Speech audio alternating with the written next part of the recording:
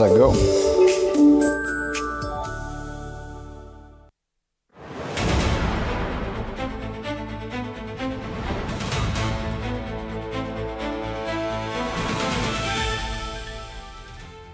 All right, good morning once again and welcome back. I'm back, yes, after that very insightful interview by my colleague Dida. Let's now talk about something else, matters man to man. This morning we're discussing men and gender-based violence. The question you're asking is what's going wrong? Gender-based violence is one of the biggest issues in our society currently.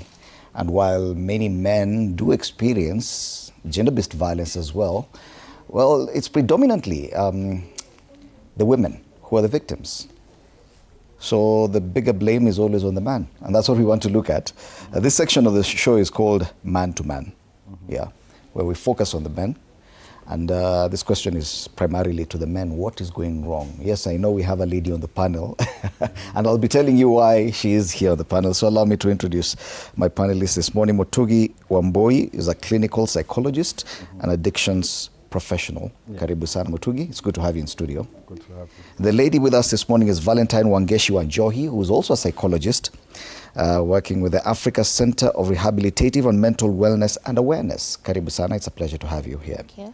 And a familiar face on the panel, Pastor Rafian Samuel from NPN, the Legacy Church, our regular panelist on this discussion. Karibuni sana. Asante. So if you look at statistics, it doesn't look nice at all.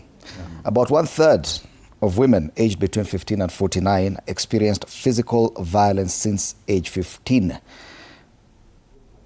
in the last 12 months alone. So it looks like the men are to blame here.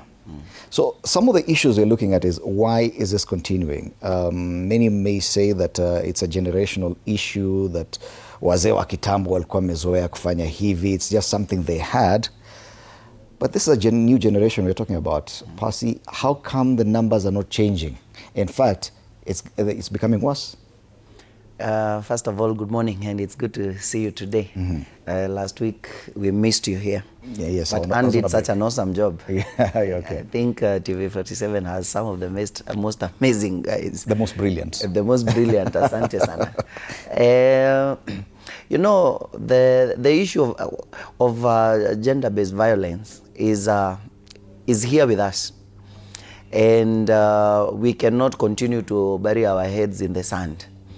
And you know, we live in a world of monkey see, monkey do.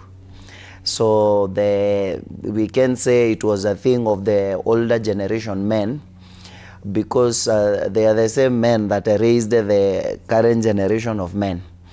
And so it's just about continuing to perpetuate what they have seen. And sometimes because they don't even know better. So when you are angry, you saw your grandfather when he was angry, what he did, he fought.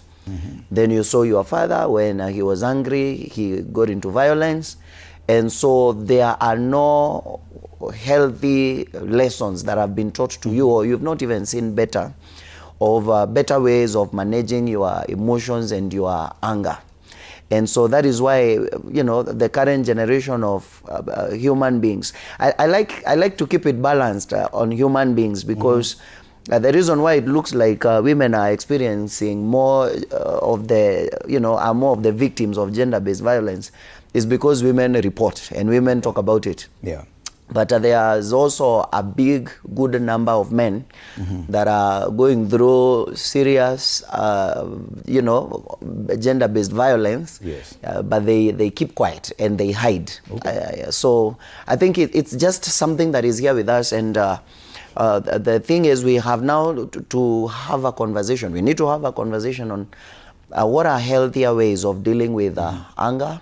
And how can you better express yourself without really having to hurt or harm someone? And we'll come to that point where we'll discuss the disparity and why very few men are reporting that. But if we may focus on the man for now, as a main perpetrator of this gender-based violence, Valentine, there's a lot of information available now. There are a lot of discussion about even things like masculinity, toxic masculinity, rigid masculinity. And people talk about this more and more, especially on social media now, meaning that there's a shift in generational thinking about how men should treat women or vice versa.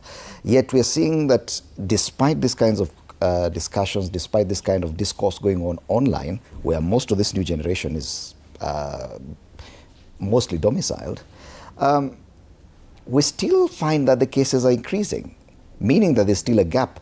Talking about it is not enough, is it, Valentine? Well, making awareness is not really all there is to it. But when you look at violence and when you look at gender-based violence, we cannot really just do away with it. It's something that, just as Percy has said, that man raised the current man right now. And when we look into violence, we are looking at the reasons, the causes, why is it happening, and not really doing away with holding people accountable. So we look at why is it happening, what is really making all this go through in our families, in our homes and all that. At the same time, hold people accountable, whether male or female. Yes. Has anything changed? Probably what we saw back in the day with our fathers and grandfathers. Has anything changed? Back then, the man was the main provider at home, probably. Has that changed? Does that shift contribute to the current kind of violence against, in the domestic level? Or are things still the same? Mambo ni ile, shida ni zile za kawaida? Well, a lot has changed. A lot has changed. And we have to give credit to the fact that the male was a provider at one point, but now we have homes that are run by women, and they're doing an incredible job at it. But at the same time, we also need to agree that in as much as a lot is changing, human beings, we are very adamant to change. We don't want to change. And that change brings a little bit of a shift and a lot of inconsistencies, because at home, dad was the one, this man was the man of the house, running everything. But now I'm coming to a society where this woman now is coming in and running things very well. Actually, I think he's doing better than dad at home. And all that now as a man gives you that, where do I stand? Okay. Am I getting lost? And does that contribute to the level of violence? Yes, that could contribute among other factors. You know, when it comes to violence, we cannot say it's only one factor, but there's so many things that contribute to that violence. Mutugi, do you agree that the woman finding her voice, if I may call it that,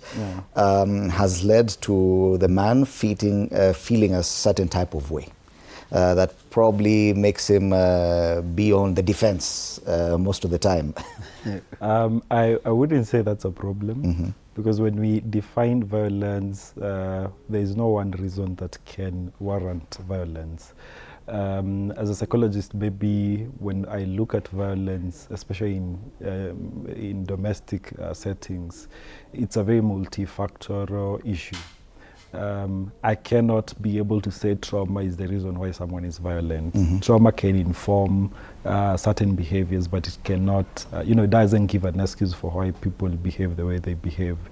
And so when I hear issues like gender, like women empowerment, as that's the reason why a man feels alienated or not part of society, and so they have to defend themselves. I think that's a very shallow way of looking at it. But maybe the bigger conversation is what is not being done. And you asked a good question when you asked, is the conversation helping really, or is there anything that is changing? But I think something is changing, but it's not as loud as we'd want it to change. And the conversation needs to shift and address the real issues as well. Yeah. Because what we do on this show is look out for the man. Try and understand the modern man. Try and understand what afflicts this man and why he probably reacts to society or to other factors, to the environment, the way he does. We're not in any way condoning violence. We're just trying to see, why does this man behave the way he does? What could be the factors that are leading men towards this? Because we're experiencing quite a number of cases of femicide. And hence the reason why I'm trying to look at the environment. Could the environment possibly be putting a man in a place where he feels it's either fight or flight, that he's not comfortable with the surrounding, the way things are changing now? I think the man is at a place where he feels like he needs to fight for his place, But now he does not know the healthy ways of fighting for his place. That you can still maintain your voice, that you can still be the man in the space without necessarily fighting or without necessarily having to put the other person down. It's just, then the conversation mostly that is out there and the solutions that are being made available, as you had earlier asked whether the conversation is helping, there's a lot of toxic conversations going on. And where you are told the people that are currently speaking to the man, the voices that are currently speaking to the man, they are actually coming from other broken men. So we are living in a society of a broken man trying to fix another broken man. And there is no really a healthy conversation, especially on healthy ways of dealing with your own emotions and being in touch with your own feelings. So one of the biggest challenges that is there with the modern day man, it is there's the aspect of shame, which is a big deal, and men are afraid of shame, and so rarely do they speak up. And when they speak up, they speak to the wrong people and where they get the wrong counsel. But I don't think being angry is something new, or there's anything wrong with being angry. But how you now express and deal with it is where the problem comes in, and that's where actually the conversation should be at. Okay. Do you, in your line of work as a psychologist, how many men show up and actually express what it is they're feeling? Because we're talking about this conversation being on a different platform, social media, and we say it is actually misplaced. It's broken men talking to broken people, and the results are not as good as we would have expected. Or do you believe that men are hiding behind failure, fear, and all these things from the few that maybe you may have talked to? In this line of psychology, I'll say rather that we would think that men are still in the cocoon and not really open to these services. But the truth is, the modern man is slowly adapting to this, because in my therapy room, I think I have tackled more male clients compared to female clients. And you find, although within the first few sessions, you'll find somebody is like, by the time I made this decision to come, it has taken me a while. It's not an easy decision. It's not an easy decision. I'm like, this counseling place should be somewhere hidden so that nobody sees me walking inside here. But it takes, it's a tough decision for a man to make. It's easier for the females. But slowly by slowly, the men are coming up. And when they come up to you, do they come and open up saying, the way I feel, if I don't get help, I'll just go physical? Yeah. Wow. Yes. What is your experience in that? Do you feel that the man, he's talking about shame. As he says, there's a lot of shame. And this could push the man back. Probably he's not able to open up. And if he stays with this pent-up energy, that is what presents the problem. Do you believe that that is a situation that we should be dealing with currently? I think understanding a man is important. Because the solutions as they have been presented because like psychology is a very Western education that has been brought up to us. And the problem, maybe we've also not been able to package it to understand the African man. And their very primal needs sometimes are very different from other different societies. And you see, the problem we've had with talking to men was a bit of not understanding where they're coming from, their culture, how they have been socialized as human beings, how they handle situations, conflicts, and problems. Describe to us this modern African man and the kind of things he goes through on a daily basis. You see, when I can imagine growing up, even you as a person, the biggest thing that you were taught is responsibility. That everything that you're doing is either ownership and responsibility, that makes you full and makes you a better man. And so when we now find ourselves in a world where we can actually share, in a household, income can be shared. There is custody is something that can be debated. These are issues where kidogo in the past were not problems, because these were thought as, instantly a man should have custody. Yes, it's very automatic. So it's not very far away ago. It's 2010, just a few years ago. So a man is still adjusting to these kind of needs. But also when we're talking about emotions and how a man should be able to handle that, the communication that has been consistent, as I understand, has been a bit emasculating, because we are talking about only crying. And it's not only crying that helps, solve issues that a man has in terms of their emotions and all that. Because rather we should have a communication on emotional intelligence. Do men have a language for what they're feeling? Because most of the time, a man is more reactive than responsive, especially when it comes to issues. When a man gets angry, what we might see will be them showing that in actions. So they might throw something, they might walk out, they might want to defend themselves in terms of their ego. You'll see the kind of defense a man has when their ego is bruised. It's not the same thing with a woman. It's very solution focused for women. For man, it's making sure the winner it's very competitive at the end of the day. And so when we're looking at this man, then we have to find solutions that actually address their issues in the level of where they are at. Okay. And that must be tricky for you, because your job entails now listening to people talk. Yeah. Their problems out. Yes. And the women will be very good at it. Yes. But as you say, the man doesn't have a proper language to express his own issues. They don't have a language. And you'll find a man I might go 2 sessions without a man really getting to a point where they actually say, I'm angry or frustrated. Because they are just saying a lot of things like, I have a lot of work, I don't have a job, there is so many things that they're saying. And you see, if you are not able to decipher what this man is actually feeling or saying, then you become, you're not able to help this person. And so language is important. Pasi, I'm getting what he's saying, and it's like the man is in this space where he does not recognize his environment anymore.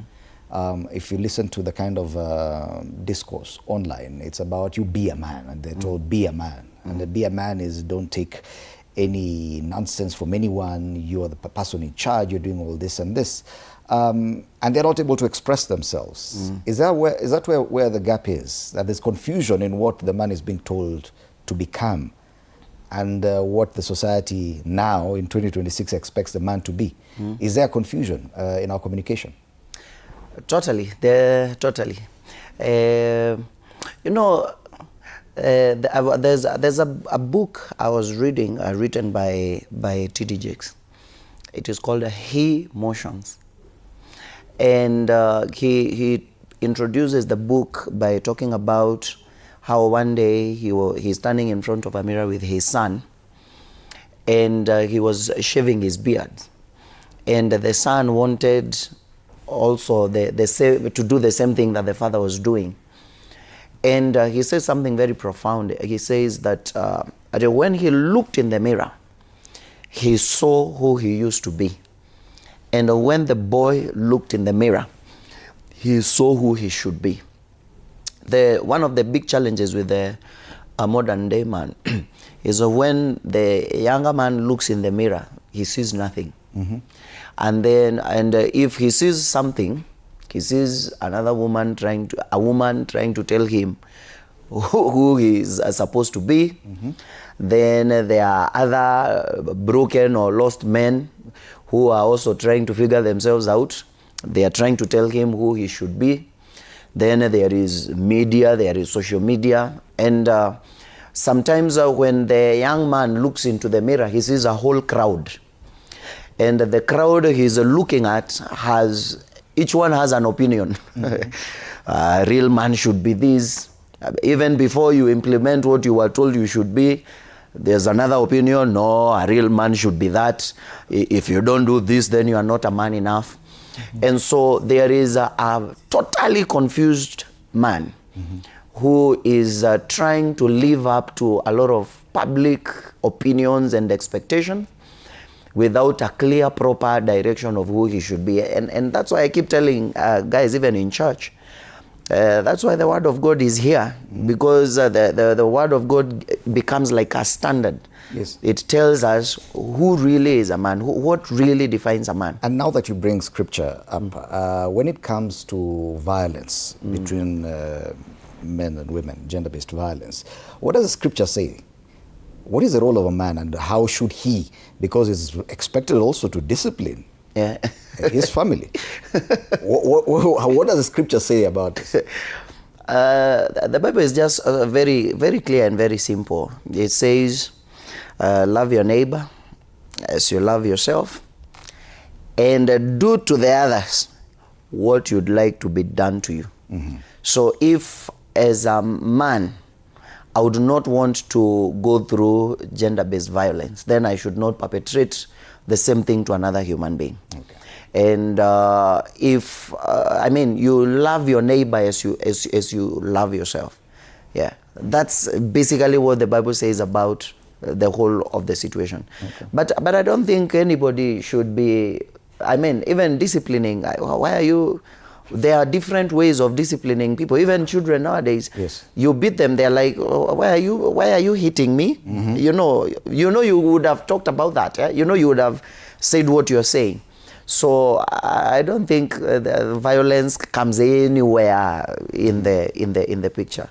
Okay, but when you talk about the genders, there's an expectation even from the women on what a man should be. And if you see or you come across an argument between those two together, and not necessarily in married couples, even just in the workplace or between a brother and a sister, the woman will always say, what kind of man are you?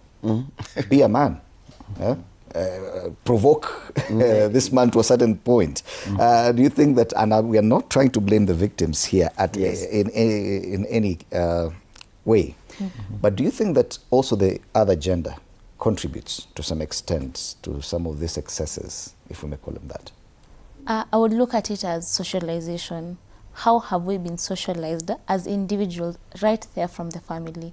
So if I grow up knowing that, you know, men should be, there's this whole definition of how a man should be, even as a woman, I'll grow up having that same expectation of this is how men should behave, should be. And this boy, my brother now, also will grow up with the same, this is how a man should be. But I think with the modern society right now, we need to redefine who is a man. Because now, with all that, with this new information and all, we have so much information, and we can borrow from what is good and redefine this man. What can a man do? What are my limits? What is true? What is not true? And what needs improvement? Because as human beings, we have to keep adapting the change. And this is the change now we need to bring in. Redefine this man again. Yes, and in redefining the man, because that's a whole new chapter in itself, how well are we doing, Mutugi? Because now he cannot exist in a vacuum. If he cannot do the things that men used to do back then, then what solutions does he have now? What options does he have?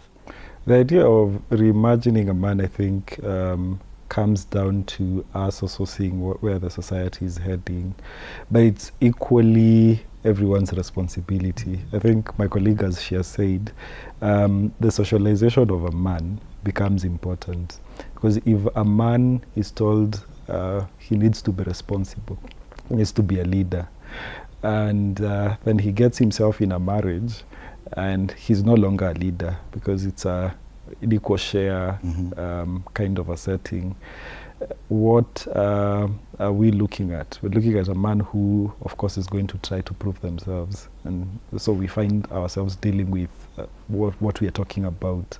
So we are working so much, and also primarily from the level of parenting. What are we teaching the boys? What Parenting are we is key. Yes, what are we telling them? When we are putting them in the same level with their counterparts, what is the information they're getting about being a masculine person? What does that actually mean? Because there's no information. When you go to school, that's where we get, you know, a boy should behave in a certain way. We actually learn that boys don't play with girls, that kind of information. But you see, the separation has not allowed for room for a man getting a definition of who he is as a person. And so the only place we are getting definition, as Pasi mentioned, is either from broken people or even from the people that we can see in our environment. And most of the time, they are not the best. Because environment-wise, if I can imagine who I see in my environment every day, I'm seeing a drunkard, I'm seeing someone who is very aggressive when I'm using the matatus. I'm saying these are the people we are seeing every other day. So when we are reimagining and redefining masculinity, then it needs to come from the most basic unit, yes. and that is where the man comes from. And then the second thing is also the language that is used when we are when we are talking to boys. You'll find, I remember in one of the sessions I was having with a family, and there was a boy, it was a whole family, they had a marriage issue. And so the mom is telling the daughter, welia, wacha ikutoke. And then the boy cries and amwambia, hizi ni issues unastahili kuwa, why are you crying? So I'm wondering, you know, these people are going to be in the same marriage, and this guy is going to be having problems.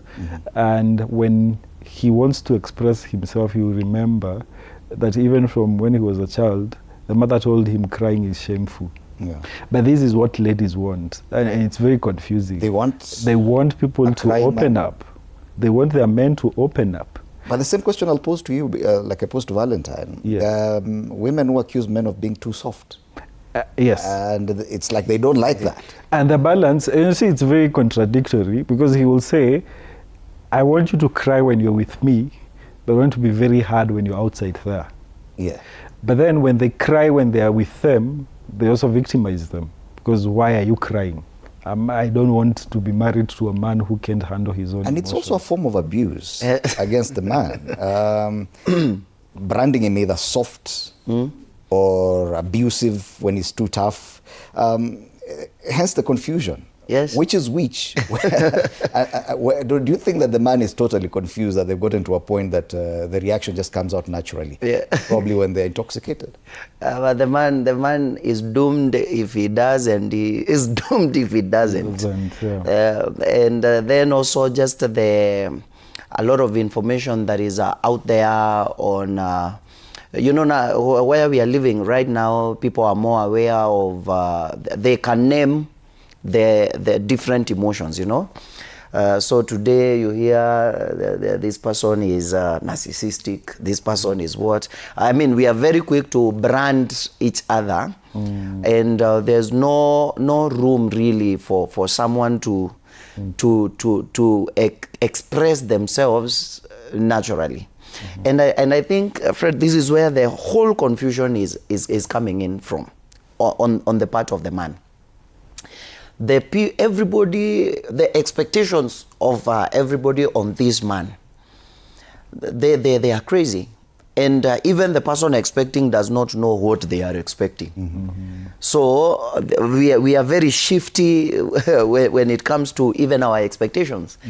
So we want the man to be soft when it is convenient, and then we want him to be hard when it is convenient. And so there's no consistency. There's really no consistency in the communication on what are you expecting from me. So you find at this hour I'm required to be a soft man, and then when I am soft, again the person who expected me to be soft doesn't know what to do with a soft man. You know, you get what I'm saying? You want me soft, but then you don't know what to do with a soft man. Then when I am hard, again, you don't know what to do with a hard man. And so there's a lot of confusion in the communication, and especially on the front of expectations. So what is expected of me? Really, what really do you want me to be? When it comes to now violence, gender-based violence, what really pushes a man to that? Because fine, we may blame intoxication, alcohol and drug abuse, but could this confusion or the lack of understanding what a man or the role he plays in society, and to what extent does it lead to gender-based violence perpetrated by the man? When you look into violence, there's no one clear reason as to why violence is happening, or gender-based violence, as a matter of fact, that is happening. There's no one clear reason. It's just a matter of so many things that are happening all at once, and now the expression of these emotions is now what is bringing in the violence per se, because there's so many things going on, even with you as a human being. You know, as a man, there's work. So many things have happened at work. You're so stressed, maybe your boss and all that. Maybe there's trauma. Something happened, you triggered a memory you had when you were a young child. So many things have happened. You go back home and there's a lot going on. So there's no one clear reason or one clear cause as to why violence is happening, but it's rather you as an individual, out of all the things that are happening inside you, out of all the things that you're going through as a man, how do you express yourself? Is this expression a new thing? Because now it's become pervasive. It's widespread. So many men, all of them expressing themselves in one way, choosing violence to work out their problems. Expression is what do you say? It's no, you know, how we experience different emotions will not react the same way. So many things, we might be put in the same conditions, everything, but we might have, all of us will have different reactions to it because of so many things, from, you know, upbringing, genetics. There are so many things that, you know, will differ from how each and every one of us will react to a situation. So there's really not a clear or that definition will not really be there, but it's more of how am I handling my emotions. But remember, the socialization of the man, that man did not, you know, kangumu, you know, it was all, you know, you're not supposed to be expressing these emotions. But with the modern man, they're expressing these emotions. But now there's no clear, that time we'll know this happens, you're supposed to be doing that. But right now, these emotions are with us, but nobody has told them how. How am I expressing these emotions? What is right? What is wrong? What doesn't make me feel like, oh, I'm becoming weak?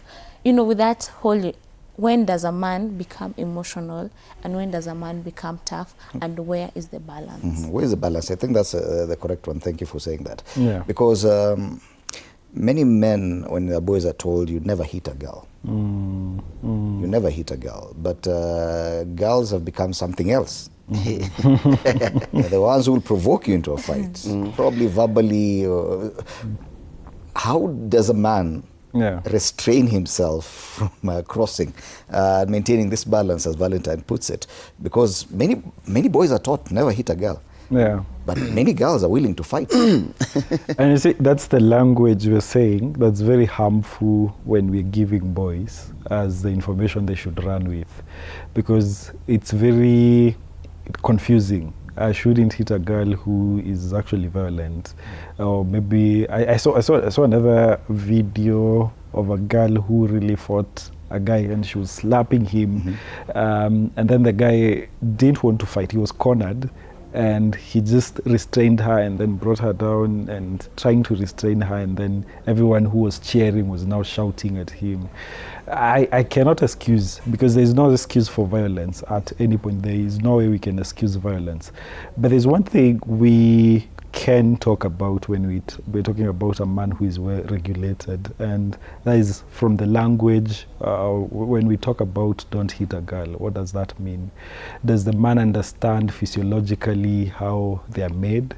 Do they understand the implications, you know, and the idea of problem solving, conflict resolutions, why they should walk away? And we also have to understand the man is mostly responsive in physically more than they would think about it. The first thing, they are very action oriented, and the only way we can be able to assist this man is now being able to channel their actions towards something that's more constructive. If they want to hit something or hit someone, where do we reallocate that energy towards? And so the idea of speaking about their feelings sometimes is not sufficient, Yes. because you're just telling a man, talk about your emotions. Which is almost But that this man wants to hit something at that moment. And I think now the idea of that spaces becomes more important, where men can actually engage in things that constructively help them. And I just want you to imagine on a normal day when you have very tough issues, the first thing that comes to your mind is doing something, not actually talking about it. You see a man, when they're stressed, they'll either go watch football, go clubbing, or do something, you know, remove the energy, that's negative energy from their system. And so when we keep emphasizing that there is only one linear way of a man getting help or a man expressing themselves, it becomes so limiting. And that is the information that is all over. You know, you need to talk to someone. But this was someone, at this point, they don't want to talk to someone. Yes. They want a space where this energy can be expressed. So we need environments where it's not, they don't have only substances. It's far away from substances, where men can actually engage. Examples. When we were growing up, we knew football stadiums were there were social halls, there were so many things that we could do just to express, you know, remove the toxic energy from ourselves. But we don't have that anymore. So I think also redefining expression, that it's not only linear in the way that they just need to talk to someone. Because when you think about talking to someone, again, there's also so many limitations on how much you can say. And sometimes when I'm also sharing some things, will you be able to offer a solution? Is there solutions in also sharing? And they say sharing is, you know, it's half solved. So where is the other half coming from as well? So there needs to be avenues, apart from one thing that is Yes. expression in the name of in the way of talking. And I think it just hit the nail on the head, because it's an expression. Yeah. It's not. It was never the intention. The man is going through whatever it is he's going through, and the only way he feels he can express is probably a release of that energy. And but he presents a problem. We do not have enough of such spaces for men to expend that energy out. Is a church one of them, for example?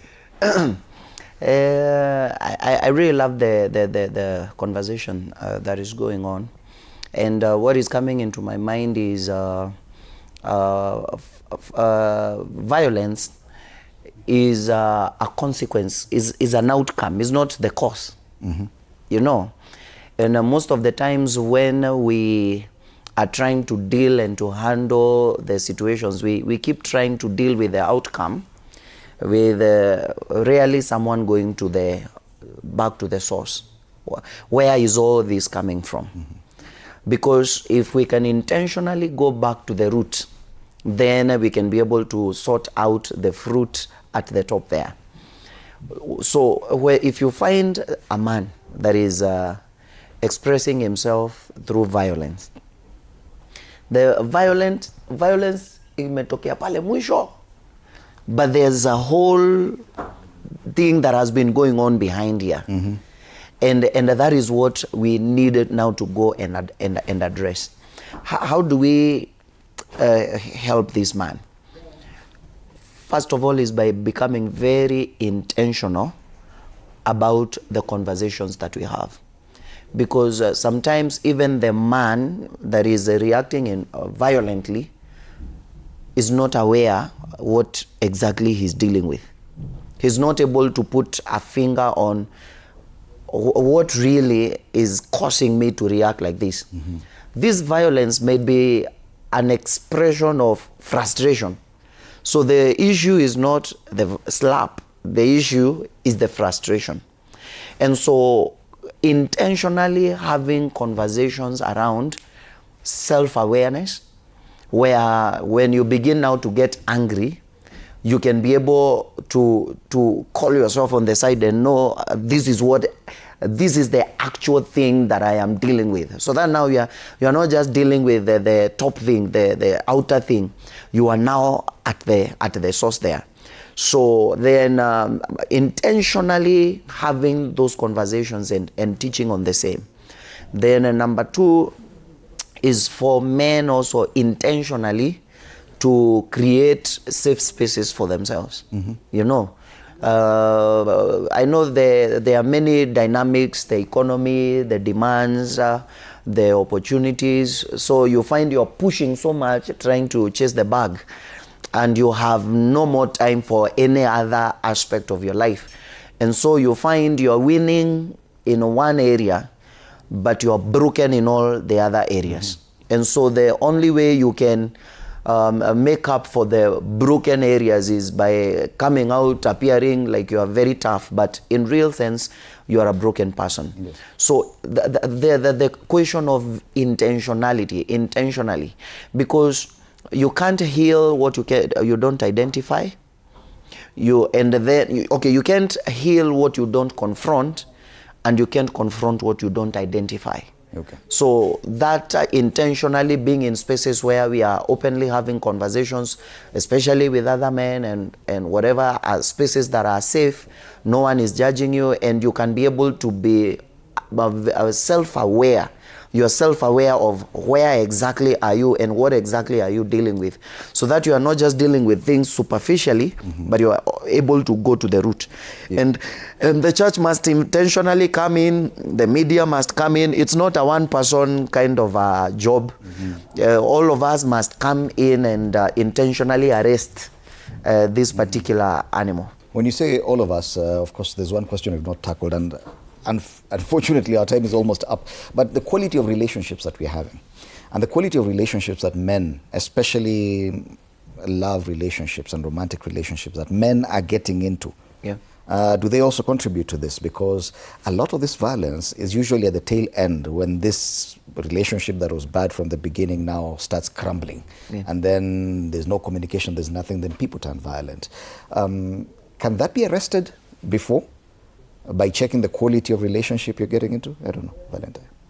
Yes. And I'll rather say that when you look into matters relationship, that some of us, this is what we call trauma bonding. You're broken, I am broken, you are from a heartbreak, I'm from a heartbreak, let's, that in itself brings us close. But now you see, it's a relationship that the foundation in itself is broken. So eventually, there's a high possibility that this relationship will not really get you to where you want to be. And again, relationships are not therapy. Because we go in thinking, oh, I'll change this person, I will do this person is going to. Relationships, your partner is not your therapist. And therefore, because they have their own issues they're dealing with, you have your own issues that you're dealing with. And when we come together, you need to know how to deal with your own issues. I deal with my own issues. Then we can find that balance where, how can I support you deal with your issues, and how can you support me deal with my own issues? Because at the end of the day, you'll find the solution for yourself. Because even as a psychologist, when you come in for, marriage, premarital counseling, marriage, your own individual counseling, I'm not coming to give you solutions, but I'm there to help you find solutions for yourself. So there's no that, I'm going to help you, you're going to help me. Is that a codependency sometimes, and does it end in violence most of the time? There's a possibility that it can end in violence, because now you have come into this place broken, and maybe the missing piece you think is this other person, and now when they leave, they're even living with a bigger piece than even the initial one, because now there's attachment, there's all these things. The void that was there is already there, and then they're going away with something else because there's attachment, there's the love, there's all these things, and now you feel more empty and then there's always that urge to hold on to this which is familiar, even if it's not working. Then you turn violent. Right. The other issue that we've not tackled, and it would be unfair to do so, is men are on the other side. Because men too are victims of gender-based violence. And what happens here? Is it the same thing that men have been taught to be too soft until they get to a point where they become the victims because they can't beat a girl? It's so unfortunate we don't have data across the world. Actually, the only data I found is Australian data, which is also very unreliable. But I think it comes down to one thing, and we talked about the socialization of a man, but we're talking about adverse childhood experiences. What did the man learn? What are the experiences in life? What are the traumatic experiences that have not been handled? And you see, how the man grows up really defines who they become. Someone said if something started rotted, most likely to also end up rotted unless it's captured early. And when you think about gender violence, and especially it's about intimate partner violence, because it's around people who are intimate, you'll see there's no definition. Because when we talk about violence, and I think every colleague mentioned, there is no definite cause why would say someone can be violent against someone else. We cannot say it's alcohol. I work in a rehabilitation center. Alcohol has never been a reason why someone is violent.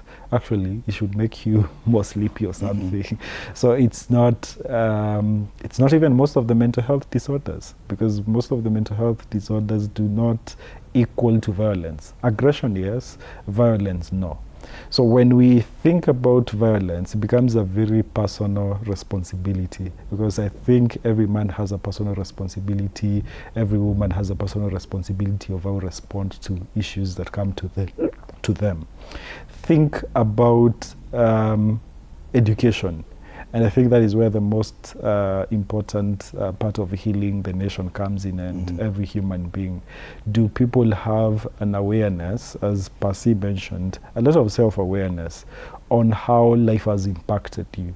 Because it becomes your personal responsibility to know how things affect you when you're triggered, stimuli, any kind of stimuli, anger, frustration. How you respond to those things is your personal responsibility, that you know that no one deserves violence. No one deserves to be Not hit. even yourself as a Not even yourself, because it's actually an act of self-care, that I actually can be able to preserve and take care of my emotions in a way that allows for me to be in a society in a respectable way.